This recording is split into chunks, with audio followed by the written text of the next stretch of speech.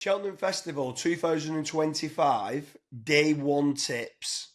So, on the opening day of the Cheltenham Festival, Joe, let's kick it off with the first race, the Supreme Novices Hurdle. Who Yeah, are you fancying? Are you fancying Willie Mullins? yeah. I think it's pretty hard to go against Cobet de Boards. Now, you know, I think a lot with this horse is going to depend on it getting down to the start and keeping his head on, basically, because obviously it can be quite keen. Even when it won at the DRF, it was still pulled quite hard through the race. I thought so. You'd like to see it go to the start calmly and jump off. I think it is the best horse in the race. It's got the potential to be a monster. So I think favourite backers will get off to a winning start. But given the each way terms, it's definitely a race to have an each way bet, and I have had an each way bet. And the each way bet I've had is work ahead for Henry de Bromhead. Now, this horse obviously it got beat on Hurdle's debut behind Jasmine DeVoe, and it then improved to win at Leopardstown. It beat William Money by 7 lengths. That horse has come out and franked the form since. So, it struck me as a horse that I can see improving a lot. Should be suited by the pace they're going to go here, and obviously Henry de Bromhead won it last year with Slade Steel, and it's still around 10-1, which seems too big to me. So as an each way play, I think Workhead, but I do think this favourite Copet de Board will win the Supreme. Yeah, I'm with you on the favourite Kolpak de Board winning the first race. I think he's a short price favourite. I think it's a bit boring in choosing it, but I think he's a class horse, and I think he'll win it. So into the second race, the Arkle Chase. Yeah. What's your thoughts? So I think my thoughts by now on this race. I think Margeborough is just a class apart. It's 4-7, but if you take the price out of it, I think Margeborough is the best bet of the whole week. Now I just can't see it beat. People crabbed this jumping a bit at the Dublin Racing Festival, but to me, it never looked like it was going to fall. Obviously, like it ran freely there, and I just think it had nothing to race against through the race. So I think they're going to go quite hard here, which should suit it. I think it will jump a lot better, and I can't see how this is beat.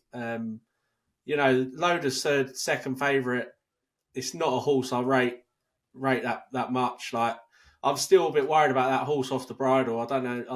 I don't think it's really a battler. So if Margeborough's upside's turning in, I think it's all over. So yeah, Margeborough, and there's no each way playing this. It's just Margeborough outright win. Yeah, I'm with you again. I think Margeborough wins it. I think the two opening favourites wins the first and second race on the first day of the Cheltenham Festival. Yeah, So race number 3 starts to get a nice, the ultimate handicap chase. Obviously, there's 7-1 the field, so it's quite a big kind of race for each way bets. Are you yeah, playing a couple in this race, or like what's your thought process in this race? yeah. I mean, I've played a couple in the race already, but I'll probably have 3 against the field on the day in this. Now, my main hope is Broadway Boy for Nigel Twiston Davies. Now, this horse has got course form. I mean, it's won at Cheltenham 3 times now. Um, it's a very good horse. Like I think it's off a good weight. Obviously, it didn't run well when last seen in January behind Chantry House, but I think you've got to put a line through that run. Before that, thought it shaped really well behind Senior Chief, and then second to Can Do Kid at Newbury, which in the Gold Cup there, which was a really good run. And I think if he's back on song, which I think he will be, I think he'll go close. And I looked at the trends, and he ticked plenty of the trends as well. So I think he could be a good bet. He is around 8-1 now. I Yeah. took 10-1 on him, so that's encouraging. The other one I've had a play on, which is a bit of a left field, is Trelawn for Kim Bailey. Now this horse actually beat Aroko at Haydock earlier in the season. I think the key to him is running fresh. I think when he's fresh, he's a good horse.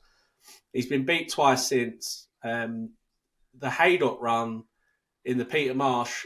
You wouldn't say he saw that trip out really well. So that is the slight concern is the trip. But I think, this is going to be a completely different scenario. Like, they're going to be going really hard. He could get smuggled into it. I do think he's probably a better horse on the slightly softer ground. So you might want a bit of rain, but again, he does have form on good ground, and he's 20-1. So he's you're taking a bit of a chance on him. But yeah, they'd be the two against the field. Yeah, I mean, each way, I'm on with Broadway Boy, the second favourite. I think at 8-1 and 9-1, paying first 5 places. Yeah. I think there's an each way shout in this race. He's not going to be a Mayaka win kind of ones, but I'm just going with Broadway Boy, myself in the third. So the next race, the Mares Hurdle, obviously, there's a lot of talk of first and second favourite, both going for the Champion Hurdle. So are you playing anything in this at present with anti-post bets, or like, what's your thoughts on it? No, so I haven't played anything in this. Obviously, we didn't know Brighter Days Ahead was we thought was coming here. She's now switched to the Champion Hurdle. So we've still got the question mark with Lossiemouth whether she'll come here, but it's sounding like they're going to have a crack at the Champion Hurdle as well with her. So the whole complexion of this race has changed.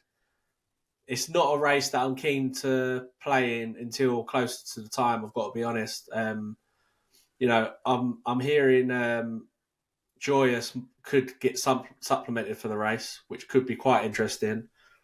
But she still have to improve a fair bit to get involved with some of these.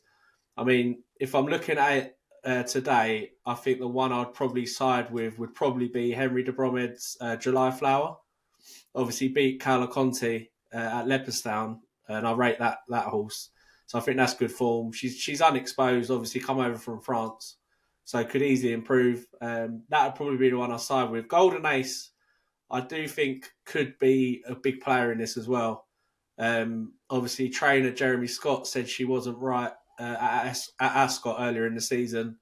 She got beat at Cheltenham as well, but then she obviously bounced back and beat Burdett Road at Wincanton, so that was a good effort. And she's the horse that actually beat Brighter Days Ahead last year in the Mares Novice, if you remember. Yeah. So if she's back on song, which the trainer seems to think she is, I think she could be a big player. So yeah, I'd have it between July Flower and Golden Ace. Yeah, I actually think there's a bit of value in July Flower.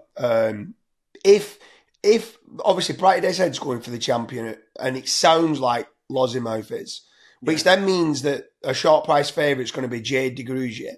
Yeah. And I actually think July Flower's got an edge on Jade de Grugier, and Joyous, who's been supplemented, has got to find probably £25 to kind of compete against July Flower. Yeah. I think at 11-2 each way, I think it's quite a good bet. Knowing that we think in the first and second favourite's going to pull out, I think he's going to end up 3-1, 11-4 on the day. So getting 11-2 now, I think is a good each way play. Hoping, fingers crossed, that Brighter Days Ahead on Lossiemouth do go for the Champion Hurdle, which is sounding like that's going to be the case. If I was Richie, I'd be having Lossiemouth running in the Mares Hurdle. I don't think Lossiemouth can win the Champion Hurdle against Brighter Days Ahead and Constitution Hill. So why not just go and win the Mares Hurdle? I think he'd win it on the bridle. That's what I would be doing, but obviously... Yeah, I think I agree. I am a Lossiemouth fan, but off the back of that fall, I think it's a massive ask to go and beat Constitution Hill, let alone Brighter Days Ahead now as well. So, I mean, this Jade de Grugier, we shouldn't underestimate her because she's obviously won 4 from 5. Beat Spindleberry at Fairyhouse last season, which is good form. Yeah. I mean, but she was in the race with Golden Ace, and she was 4th in that race. Yeah. So, if you're looking at that race, you could argue like she's held by Golden Ace. Yeah, I know she's obviously improved since, but I don't know. There's something about her that I'm not completely sold with. I think she can be quite keen, and I don't know. She doesn't really travel amazingly either. I don't think through the race. Yeah. So I think there's definitely value in this, and I mean, you could back July Flower and Golden Ace against the field. They're 4-1 and 6-1. Yeah. So you could have 2 against the field if you wanted to play it like that. Yeah, I'm just in the July Flower camp. I think you've got good value there. I'm just playing one in it for Yeah, now. Let's just see what happens with what people are kind of the entrants are for the Champion Hurdle and stuff. But I think yeah, July Flower is going to be half that price on the day, yeah. and therefore I think he's good value to bat now anti-post each I, way. I do like it when they come over from France because they tend to have ran quite a few times. Yeah, I feel like that experience can count for quite a lot, especially at Cheltenham when the going gets tough going up the hill. yeah, You sort of want a mare that knows how to sort of knuckle down and battle on. So yeah, I think we're in agreement. I think July Flower sort of siding with the potential versus the form. yeah.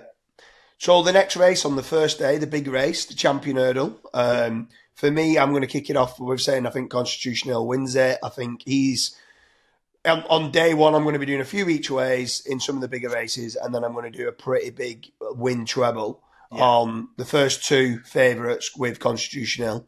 I think at 5 to 6 at present, I think he's worked well. Henderson's saying all the right signs. He's already beat Losimouth. I think he's going to improve since then. I think the only danger is brighter days ahead, but I don't think he'll be able to lay up with Constitution myself. But what's your thoughts on the Champion Hurdle?